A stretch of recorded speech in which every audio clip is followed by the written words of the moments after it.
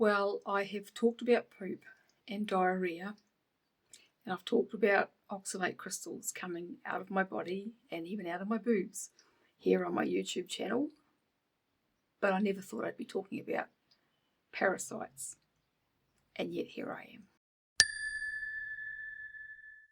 Hi there, my name is Sue. Welcome to my channel. If you've not been here before, I started eating a carnivore diet back in May 2022 to try and resolve health issues that I was having. To cut a long story short, I decided to try this crazy meat-based diet for 30 days because I was desperate. And the reason I was desperate was that I'd had health issues most of my life, but then they got a whole lot worse when I spent 4.5 years working in a very moldy building for my business. And I eventually, after 4.5 years, realised that the mold was really trashing my health. I didn't realise how much. And so I moved my business home. The problem was the house that we were renting actually had mold in it as well. And the house that we're currently in, I suspect, has a little bit as well. So it's a hard thing to get away from. But I'm working on resolving the issues that mold has started in my body. My carnivore diet has made a massive, massive difference to my health. It did within the first 30 days. It made some amazing changes, and that's why I'm still here, nearly 2.5 years later. But I'm still definitely a work in progress. I still have a very sensitive gut and a few other things going on. And so I have been listening and researching the issues around mold illness and how to resolve it for quite a long time. And just recently I've been listening to some doctors who work with patients with mold illness, and I've kind of been gleaning little bits here and there. I did a video talking about that, and you can go and watch that video if that interests you. But suffice it to say that I've kind of set myself up a bit of a mold protocol to follow, and I've been doing that now for about 3 or 4 weeks. And so the basics of the protocol, I won't go through the whole thing because I think I talked about that in that video. But the main things that I've kind of changed up within that are taking black seed oil every day. And I have switched from using charcoal and bentonite clay as binders to taking psyllium husk. Now, the reason I did that was I was listening to a lady, a doctor, I believe she is, or a naturopath, who works, she kind of specialises in mold issues, and she said that she prefers psyllium because it doesn't cause nutritional deficiencies. And so I thought I would try the psyllium husk. And so that's what I'm doing, taking psyllium, trying not to take charcoal. I've really relied on charcoal for a lot of years to manage the kind of chronic diarrhea that I had. My worry is that activated charcoal can actually cause nutritional deficiency. So I've probably done a bit of that over the years, but charcoal was the one thing that I knew that I could kind of rely on to slow my bowel down. And so I decided to try the psyllium. So anyway, black seed oil, I've been taking 5 mils of that a day. Now, if you haven't heard of black seed oil, it is made from black cumin seed, Nigella sativa. It has a few different names, and it has amazing benefits for all sorts of things, immunity, but it helps to control fungus and mold in your body. So that's the reason I'm taking it. Now, black seed oil is also an antiparasitic. And what I've found is that I think that the black seed oil is actually doing its anti-parasitic duties in me as well. And so that's what I want to talk about in this video. Before we go any further, I just want to say, that I have set up a group on locals.com, and I will pop the address here and under the video. So the reason for the group is that I wanted to set up something where people on a ketovore or carnivore diet can go and subscribe, in particular for people like myself who are struggling on the carnivore diet. Now, most people who go onto carnivore, they just, feel great, the weight falls off them, they have all these amazing changes and their health is wonderful. But there's a subgroup of us for whom that does not happen. So there's a lot of people who watch my videos, who are commenting on my videos, who, like myself, have started on a carnivore diet basically out of desperation because their health was so bad. But while they're getting some changes, they're not getting full resolution of some things. And so I thought if I could set up a group where there's eventually a lot of us in there then those of us who have been through things can help others who are coming on board. We can give each other suggestions, tell each other what worked for us, because it's hard to find information that can really help. I mean, I'm quite a good kind of researcher. I'm good at digging into lots of different rabbit holes, and finding things out and putting pieces together, but not everybody's like that. And so I thought that having this group might actually be of real benefit to those people who are struggling. So if that's you and you're interested, go and check out the group below, and I'd love to see you there, and we can hopefully help each other. So on with the video. All right, so as I said, I'm doing this mold protocol to try and resolve the rest of what's going on in my body, and I'm taking black seed oil, and black seed oil is has many benefits in the body. The substance that's in that has been researched the most, at least, that is thought to be the active chemical compound that's in there, is called thymoquinone. I think that's how you pronounce it. I'll put that here. And it has amazing benefits for immunity and all sorts of things. It's been used in Ayurvedic medicine for thousands of years, probably Chinese medicine, I suspect, as well. I'm not really sure on that one, though. But it has been called the cure for everything except death. So, you can use it for pretty much anything. The brand that I'm using, I'll pop a link to that below. It's a really good brand. I've used that for years. I've never taken it consistently like I am right now. I've always just taken it, if I feel a cold or something coming on, feel like I've got a bit of a niggle in my throat, I'd take a dose, and it knocks it pretty much every single time, as long as you take it, early in the piece. But at the moment, I'm taking it every day. I'm taking a 5 ml dose every day. And so what I've found is that, I'm taking it for the mold because it's antifungal, and it helps to kill that off, because I've kind of come to the realization that the mold from the building that I was working in had colonized my body, or has colonized my body. And so, it's in my gut. It's probably been in my brain and my sinuses. And so that's what I'm trying to undo, and, make sure I can try and get all of it out of my body. And so the black seed oil is the start of that. I thought I will take black seed oil because my body tends to be really sensitive. I thought I'll just take that and do that for a couple of months, and then I'll add some other stuff in. But already, I mean, I'm like 2-3 weeks in, and my gut is having problems with it, and my body's having problems with it. And I think that part of the reason for that is actually working its magic as an antiparasitic. The reason that I think that is because I'd been on it for about a week and a half, 2 weeks, and went to the toilet, and there was something.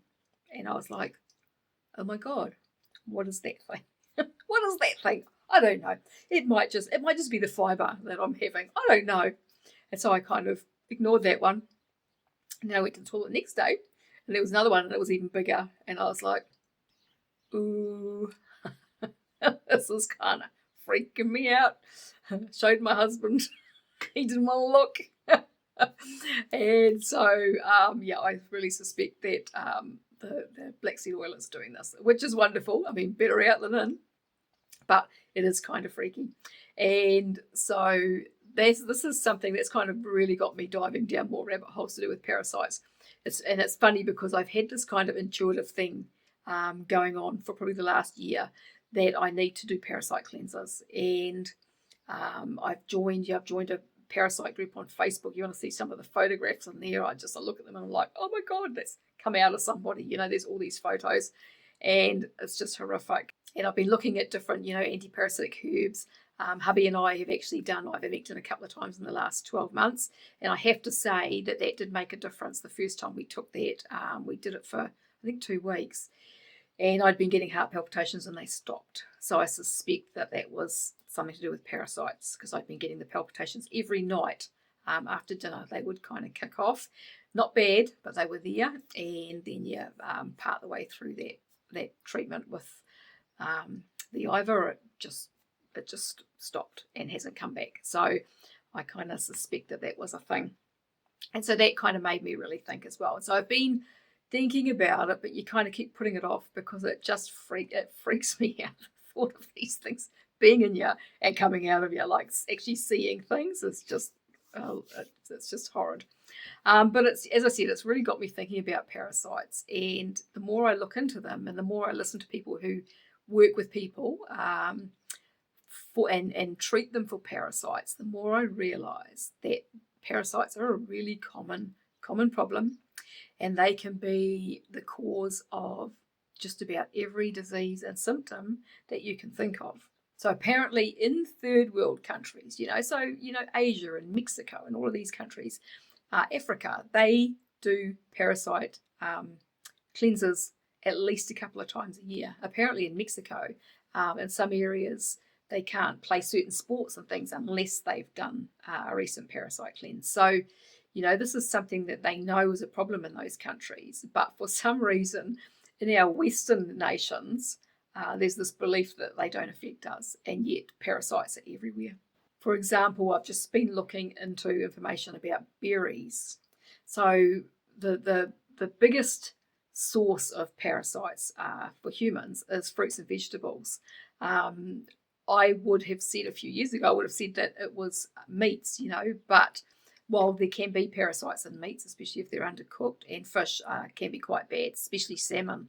Salmon, I've seen videos, I'll show you, put one up here, videos of salmon in the supermarket with parasite worms crawling through it. And so salmon is apparently, it looks like it's really pretty bad for parasites. Pork can be bad if it's undercooked as well. But fruits and vegetables tend to be the highest source. And berries apparently are really bad. So berries are something that I've eaten for years and years and years. I'd always have frozen berries in the freezer. I ate them just about every day. I'd put them into smoothies. I'd have them, with yogurt or whatever. And even since I've been on my carnivore diet, I've had phases off and on where I've eaten berries, blueberries in particular, but also raspberries and strawberries and boysenberries. And I've never thought about the fact that there might be parasites on them. And so looking at studies on berries online, I was just horrified to find out that when they've tested berries in different countries, some of them have found that over half of the berries being harvested contain parasites. A lot of them are the little tiny microscopic ones that we can't see, but definitely have health issues and can cause gut issues and diarrhea and that sort of thing. And a lot of the berries actually, they find human feces on them.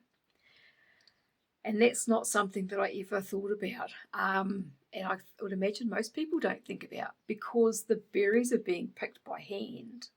There's no quality, no hygiene control over the pickers in these places. And so they're obviously they go to the toilet, they don't wash their hands, they go and pick the berries. The berries have got feces on them and parasite eggs and God knows what else. And then because berries are so fragile, they can't be washed before they're sold, and so they're frozen or packed up and they go out to the consumer. So if you don't wash them, if you don't soak them, you really actually probably need to soak them, then you are ingesting those parasites and feces from the people overseas, which is just absolutely gross and disgusting and has possibly put me off berries for life. So now, as with a lot of things, you're kind of trying to undo what's been done. That's what I'm finding with my carnivore journey, is I'm just trying to undo all the stuff that I've allowed to happen through ignorance, through whatever, just living my life, trying to get by and make do, and so the parasites are a thing, especially if your gut isn't working properly. Ideally, if your immune system is really pumping and strong, your gut's working really well, then your body will just, the stomach acid will kill those parasites. And if they get through, your immune system attacks them and gets rid of them. And so while we apparently all have parasites pretty much all of the time, they don't ever get to really take a hold. But if you are not well, if your immune system isn't functioning well, if your gut health isn't good, then you have really, you're really set up for parasites. And so for those of us who've been exposed to mold and things like that, or we've got other chronic conditions going on, then we are more likely to be infested with parasites. And so I've been thinking about something with regards to the carnivore diet. and parasites.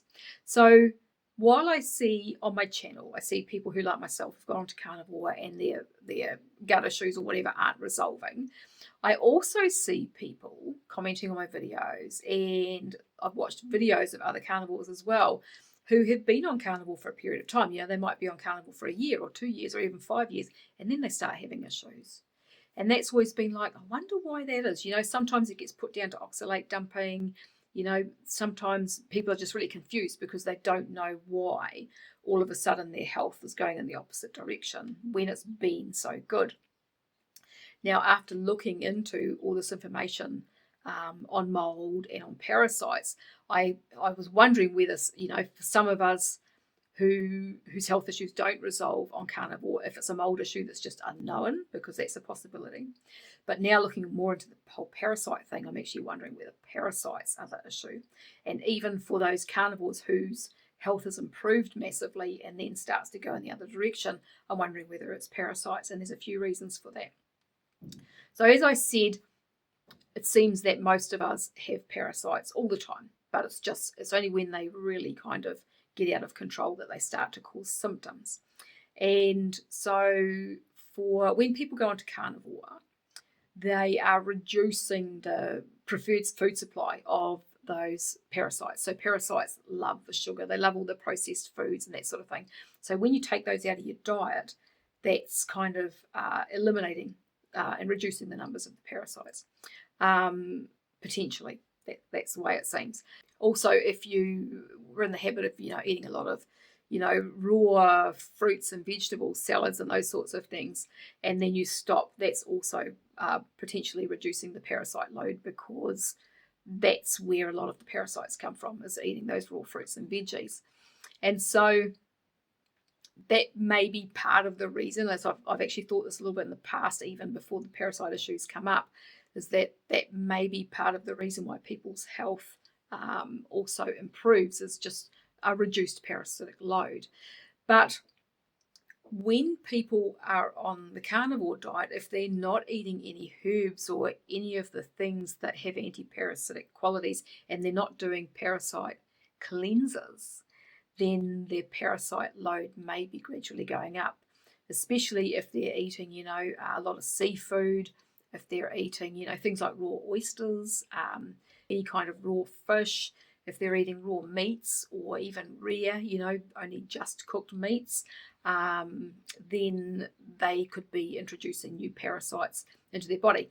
Also, if they go overseas to a tropical country or something like that on holiday, they could be also picking up parasites from those sorts of places. Walking barefoot on the ground, you get parasites in the ground in some places that go up through the skin of your feet, the soles of your feet, and into your bloodstream. So there's lots of different ways to pick up parasites. And if you're not doing regular parasite cleanses, then this could be part of the reason why this is happening. When I look back at myself, as I said, in our Western countries, we seem to have this belief that we're immune to parasites. And it's only third world countries that have them. And, like as a child, I was only ever wormed once that I'm aware of. My sister got pinworms. We were given, Mum gave us all a dose of this red worming medicine. I went to school, and like I was only little, I think I was probably 5. And I went to school and I started to feel really sick, and I remember walking up to the teacher's desk to tell her that I felt sick, and she was talking to another child, and so I stood there and waited patiently as I would, and next thing I just vomited this red medicine all over her desk. She wasn't very impressed. I got to go home, but that was the only time that we were ever wormed as children. And I think that a lot of the time people don't worm their children at all unless they see pinworms. And most adults don't do any kind of parasite cleansing either. They should be done at least probably 3 or 4 times a year, and for 30 days, 30-day cleanses 3 or 4 times a year, and then maybe some intermittent ones in between. And if you've got symptoms, then it should basically be an ongoing parasite cleanse with maybe 7-day breaks. So this is something that's not really talked about a whole lot, I think. And if you don't believe that as a carnivore you need to clear parasites, I invite you to think about animals. So our dogs and our cats and our livestock all are treated for parasites. If you're good owners anyway, you treat them for parasites. Dogs and cats are carnivores, and yet they eat grass. Now, why do they eat grass? The thought is, some people just think it's because they've got a crook gut, so they eat the grass to make themselves vomit or to bring up hairballs or whatever. And the cats have hairballs, dogs don't generally. But there is information out there that basically says that it is possibly to get rid of parasites. Now, I know that our dogs that we used to have in Australia and my son's dogs here in New Zealand preferred to eat, they would go for the lemongrass plant rather than the other grass. So if there was no lemongrass around, they would eat the Rhodes grass in Australia, which is a wide leaf grass. But if there was lemongrass, they would eat the lemongrass. And my son's dogs did that here in New Zealand as well. And now I'm thinking that was because the lemongrass has got stronger antiparasitic qualities than the normal grass that's in the lawn, the wider leaf grass. And animals know this stuff. They know, they instinctively know things. And my thought then was like, okay, so do other carnivores eat grass? And so I jumped online, and sure enough, have a look at this. Lions eat grass, and tigers eat grass. And have a look at this. This lion was filmed eating the leaves off of this tree. I can guarantee, if you knew what sort of tree that was, that it has antiparasitic qualities. I'd be willing to bet on it. And so the animals, the carnivore animals, are eating antiparasitic plants when they know that they need to get rid of parasites. So bears, for example, I've seen videos of bears with great big long tapeworms hanging out their butts.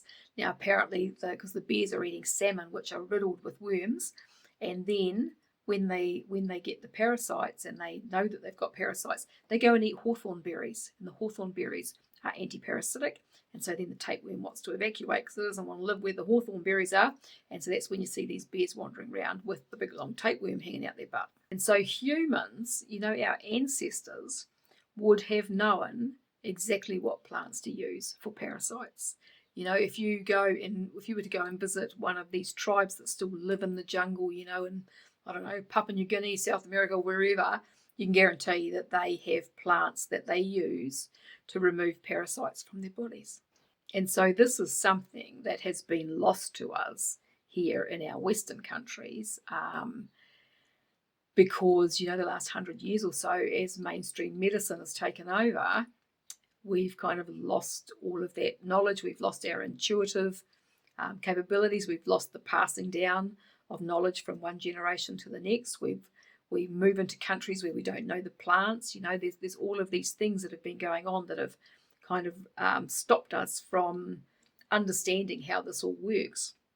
And so my thoughts and my theory with all of this is that even as carnivores eating, a meat-based diet, we need to be using herbs to remove parasites from our bodies at least 3 or 4 times a year. And if you're not doing that, then you're potentially building up a parasitic load in your body that may eventually affect your health. So there are many different herbs that have and plants that have antiparasitic qualities. Even the berries with their parasites on them, berries have actually been shown to have antiparasitic qualities.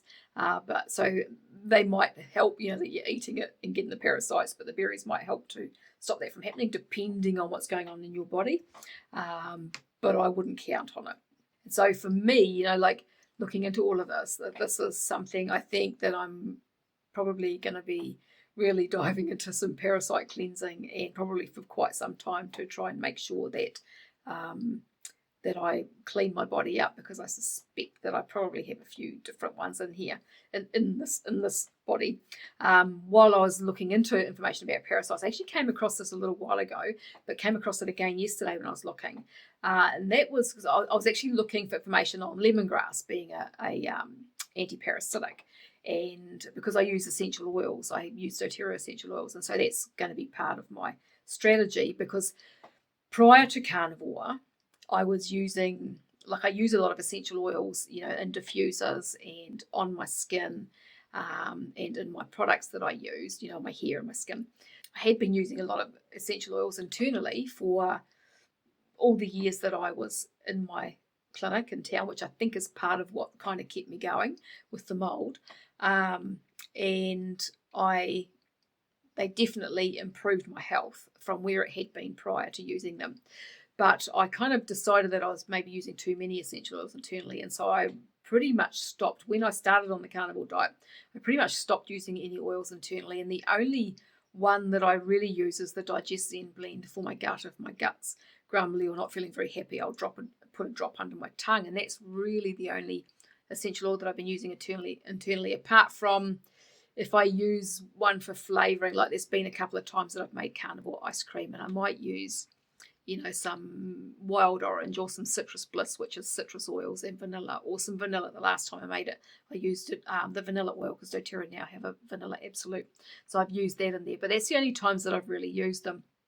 And so now I'm thinking, okay, I might go back to using some essential oils internally for their antiparasitic properties. And so I was looking into lemongrass, and I came across information about something called Chagas disease, so CHAGAS disease. And it is the parasite. So it's a parasite is named Trypanosoma cruzi. I'll put it here. And so it's spread from an insect known as the triatamine bug or kissing bug. And when I first came across this, it said that it was in South America, I think, is where this disease is found. But then when I was looking yesterday, I found that it is actually an upcoming emerging disease in Australia and New Zealand. And because when I looked at the bugs, I thought that we had those in Australia, and we used to get lots of them where we lived in Australia. And apparently when they bite you, if they're infected with this parasite, they pass the parasite on to you. You don't know that you've been bitten most of the time. Some people will swell up and get a bit itchy, but it just looks like any other kind of insect bite, and so people don't realise they've been bitten. And what happens is, for some people, they'll get an acute reaction to it, and so they might feel like they've got a cold or a flu or whatever, and then that goes away. But over years, it can actually cause heart disease, neurological issues, or digestive issues, or all three. So, it talks online about it, that being over a 10 to 30 year period. And so I actually have to wonder whether that's a thing in my body, because we had loads of those bugs in Australia. Could I have got something like that there? Because all of those areas are areas where I've had things going on. And, I was putting it all down to the mold. Maybe it's a parasite, I don't know. So I am going to, once I think that my gut can handle it, I'm going to start taking some lemongrass oil as well, and some other essential oils to help to get rid of these parasites. So oregano is another really good one. Now we're listening to Dr. Darren Schmidt, his name is, and he's a nutritional chiropractor, and he has treated a lot of people for parasites over the years. And he was talking about oregano, or oregano, however you want to pronounce it, and how that he doesn't use that for worms as such, but for the little microscopic parasites that we have in our bodies, which this Chagas disease is one of those. So I'll probably be doing a bit with oregano as well, and I'll kind of make a plan as time goes on.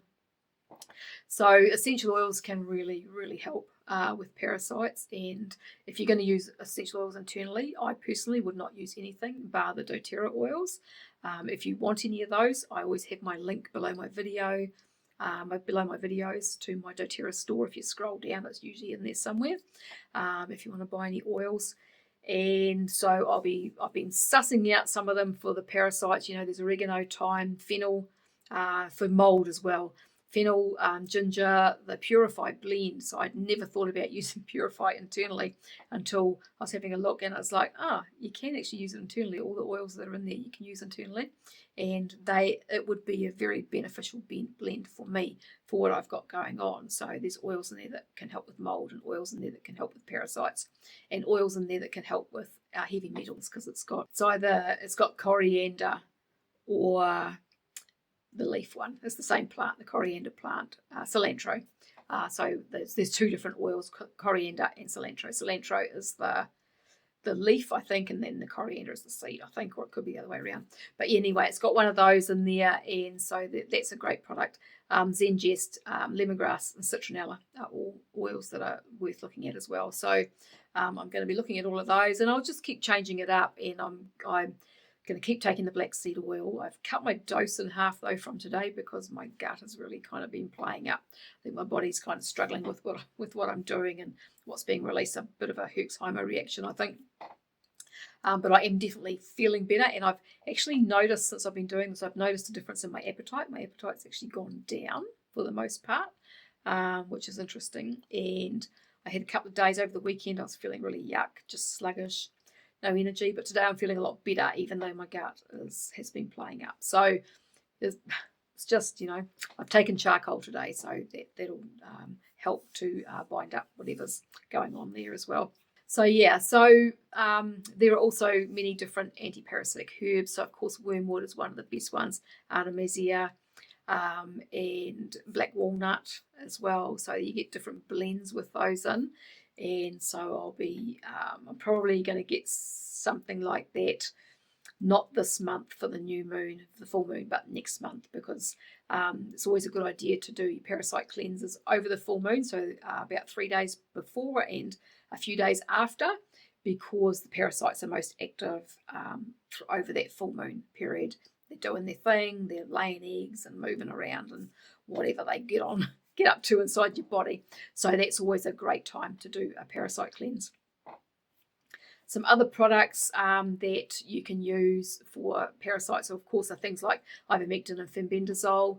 Diatomaceous earth can help with parasites. I'm not sure how effective it is. It seems to work really well with animals. But if you're going to take it for a long time, it can mess up your gut, I think, because it's little tiny sharp pieces of crustacean. So it's something that I don't really, now that I've thought about it, I don't really want to take too much of right now. And of course the black seed oil, which I have a link to below. So yeah, so that's where I'm at with the whole parasite thing. I'd love to know your thoughts, love to know whether you do parasite cleanses, whether you've had issues with parasites, and if you pop comments and questions below, I'll get to them as soon as I can. If you like this video, if you creeped out by parasites, make sure to subscribe and like and share. And I thank you very much for watching, and I'll talk to you again another day. Goodbye for now.